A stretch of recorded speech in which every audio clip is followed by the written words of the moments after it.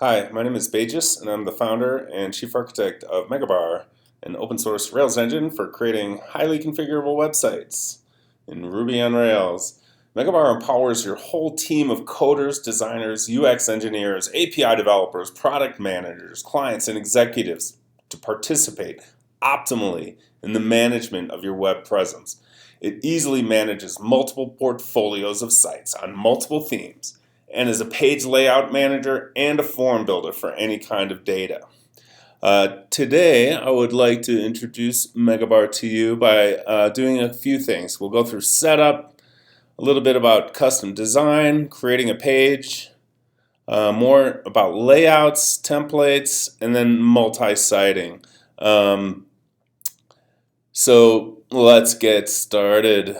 I guess on some other demos, I'll do things about how to create models and nested models and like a blog with products attached to it or something like that.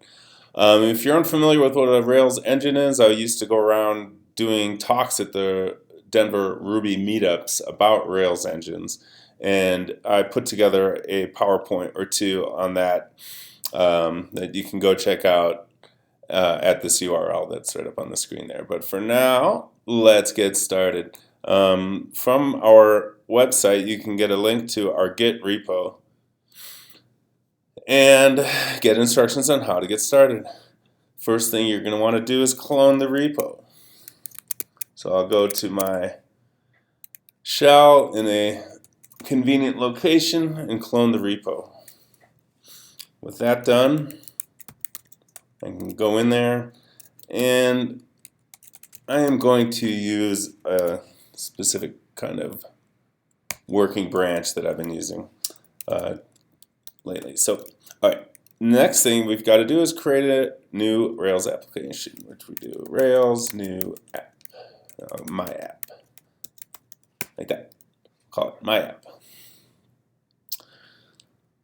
Next up, we need to kind of manage some stuff with our gem file. And I can do that quickly just by copying one that I have. If I open this up, we can see my gem file has a there we go. My mouse has the Megabar gem referenced locally, and a couple other things you might need. If you need help getting your gem file set up, you can copy this or just let me know. Next up, we run this kind of long initialization command. It's actually kind of a set of Unix commands, which sets my local Ruby environment, does a bundle, generates RSpec stuff for testing, and then runs migrations. It also then mounts the Megabar routes in the local routes file, so the Megabar routes are available to the local application. And then the last thing it does is it goes and loads data into the tables that the migrations just created, and that's what it's doing here. It does come with a couple warning messages that we can ignore. Just takes a couple minutes, or less than a minute, to get started. And next up, and then finally, it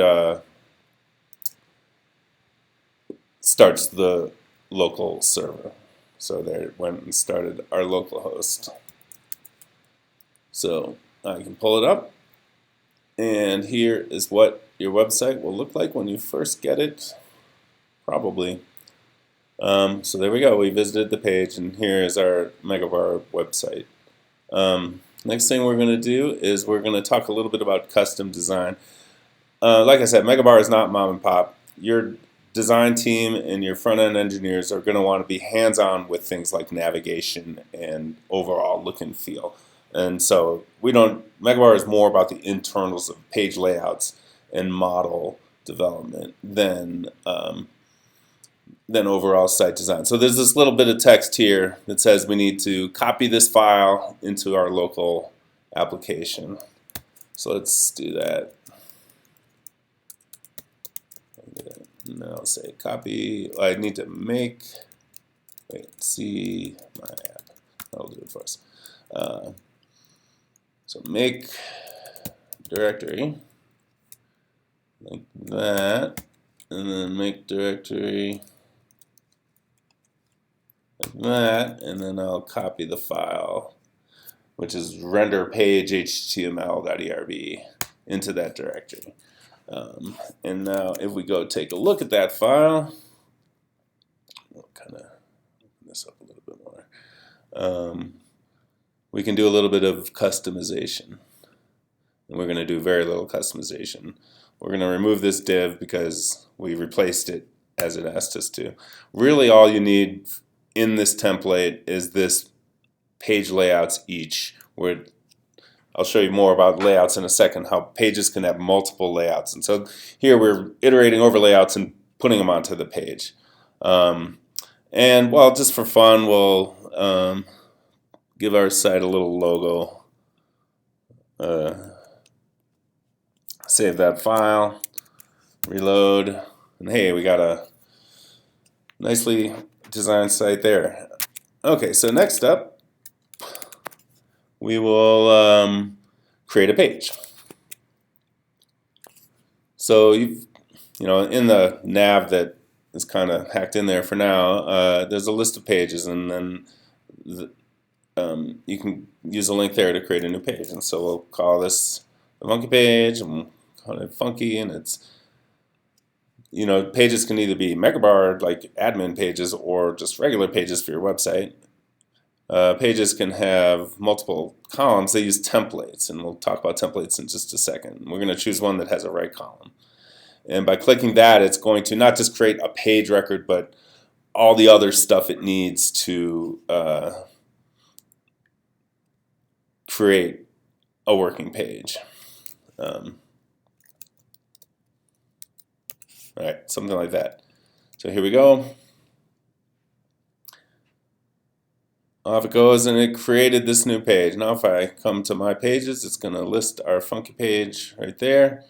And this is what it looks like. Every page has this layout settings link on it, and you can use that to take a look, kind of a more management view of how this page is put together. And just for kicks and for later on, I'm going to add a new block here, which is like add block. I'm putting an ad on the site. And we're going to use it all the time, and we don't need a path base. And I'm just going to put some HTML in here, another add image here in our right column. I don't think any of the rest of this stuff matters at the moment, so yeah, we're good there. Okay, so now if I go to my funky page, I have an ad. Isn't that great? So that's the basics of creating a page. You could build your whole website that way if you wanted, but and we'll, you know, but I'll talk about more like database-driven stuff later, where you're creating a blog and keeping that stuff in the database, and it's easier to do. You know, most enterprises will end up with multiple models. All right, so for layouts, like I said, you can see what you can, what's on every page. And now we can see that we have a flat, well, we have two flat HTML blocks, and one's called the add block, and one's like the right column block. And so I think that's all I needed to do there. Well, you know, one thing, I think we wanted to move this add block up, and right now there's a little error here. And it moved the add block up. So now if I go to, I guess I could have got to my funky page, the add is on top of everything on the right column. That is wonderful. Just a quick look then at the different kind of templates that are available. Right now there are 4 built in. There's this one with no columns. Like I said, pages can have more than one layouts, and layouts have, you know, templates. So this page has 4 layouts, and it has all 4 templates. And this second layout has a left column, third layout has a right column, and a fourth, like the one we just built, and the fourth layout has left and right columns. So it's really easy to create new templates, and it's super powerful for Megabar here. So you're not really limited too much. All you have to do to create a new template is come to this page and create a new template. I'm not going to do it right now, but I'll show you that when I created the right column template, I then went and added template sections to it and gave them a name and a code name and a position. So that's all you have to do to create some 5-column template would be to create a template with full top, full bottom, and 5-column sections across the middle. What you do then is, let's see, let me open up the Megabar repo here, and I'll take you to the Megabar views, and I think in here we'll see that we have really simple HTML ERB templates, and you can see in here we have some like Blueprint, or I'm not sure if that's Twitter, Bootstrap, CSS column management systems, and so you have total control over how you want your templates to look, and they're very simple. Your front-end coders will like the control they have when they're making these templates. All right. So let's talk now about multi-siting. The way to get started with multi-siting is to first create themes. This whole system kind of first was built out to support shopping malls, and so shopping malls would have like management companies that would each have multiple shopping mall websites that they would manage, and each management company, so we would say that the management companies would have portfolios of websites. So after we create some themes, we're going to create some portfolios. One of the management companies was called Madison Marquette, and we'll kind of assign them to the modern theme. And the other, it's called Forest City, and we'll give them the classic theme. All right, and so with themes and portfolio set up, we'll now create some sites. Create a new site. And so you're going to select the portfolio. One of the malls was called Bayfair, and it gets the modern. And another site for Madison was called Richmond, also modern. And then we'll create a site for Short Pump, which was a Forest City Mall. Give it the classic. And these, the code name is kind of used for classes, CSS classes, and other stuff. The domains are used for telling which site to serve, actually. So, and we'll do one more. Gallery at Sunset for Forest City.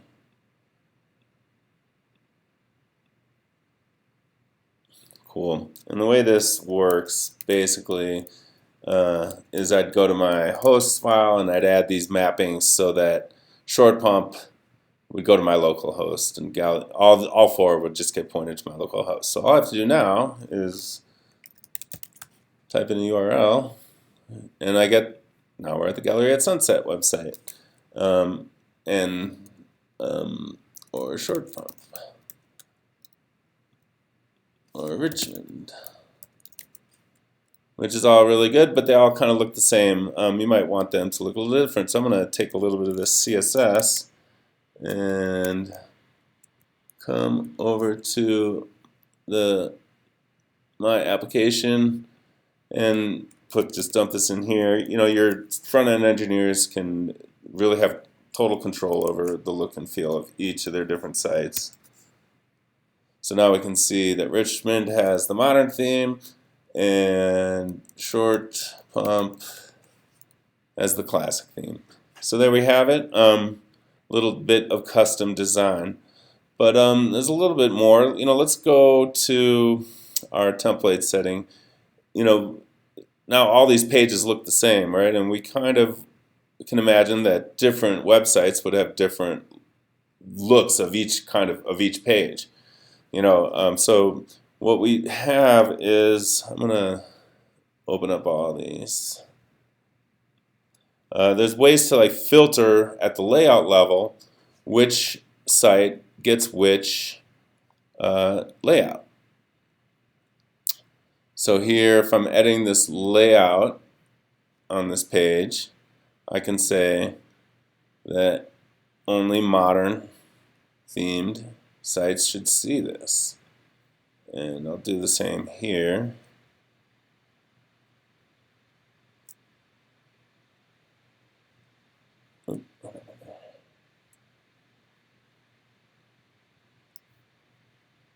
And then for this layout, I will have it be classic only. And same with the last one. These are the layouts on the template gallery page. Alright, so let's go back to the template gallery page. And since we're on a classic layout, we're just seeing these bottom two layouts. Oops. Let's go back a second. And if we're on the modern theme, we get the top two layouts. So filtering, layouts can be useful if you have pages that need to look different for different sites. But you can also filter at the block level. So this page only has one layout, but we can say one of the sites doesn't want to have blocks, right? So it doesn't want to have ads. So let's say that only these two malls. Let's see if we can do this.